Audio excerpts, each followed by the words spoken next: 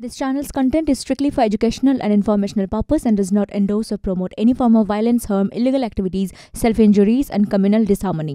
এই মুহূর্তে সবথেকে গুরুত্বপূর্ণ খবরের দিকে যে খবর আমরা পাচ্ছি, রেজিনগরের পর এবার বেলডাঙ্গায় মজুদ বোমায় বিস্ফোরণের অভিযোগ।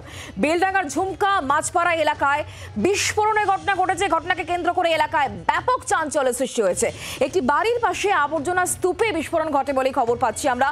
বিস্ফোরণে ক্ষতিগ্রস্ত হয় পাশের বাড়ির পাঁচিলের একাংশ, যে ছবি এই মুহূর্তে আপনারা দেখতে পাচ্ছেন। রেজিনগরের পর বেলডাঙ্গায় মজুদ বোমা বিস্ফোরণের অভিযোগ। বেলডাঙ্গার ঝুমকা মাছপাড়া এলাকায় বিস্ফোরণের ঘটনা ঘটে। একটি বাড়ির পাশের আবর্জনার স্তূপে বিস্ফোরণ ঘটে। এক্সক্লুসিভ সেই ছবি দেখতে পাচ্ছেন।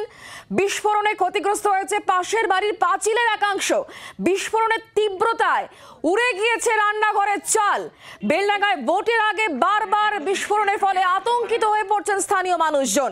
রেজিনগরের পর বেলডাঙ্গায় মজুদ বোমায় বিস্ফোরণের অভিযোগ।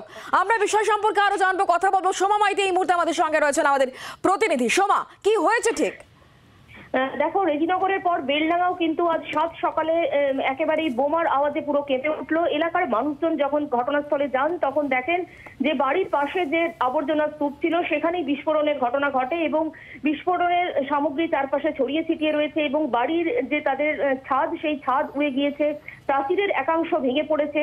এবং এই বোমা কারা মজুত করলো এবং ঘন জনবসতিপূর্ণ এলাকা, সেই এলাকায় কারা কেন বোমা মজুত করেছিল তা নিয়ে কিন্তু ইতিমধ্যেই পুলিশ তদন্ত শুরু করেছে এবং আশেপাশে যে বাড়ি রয়েছে, অর্থাৎ যে বাড়ির পাশে এই ঘটনা ঘটেছে, তাদেরকেও ইতিমধ্যে জিজ্ঞাসাবাদ করা হচ্ছে।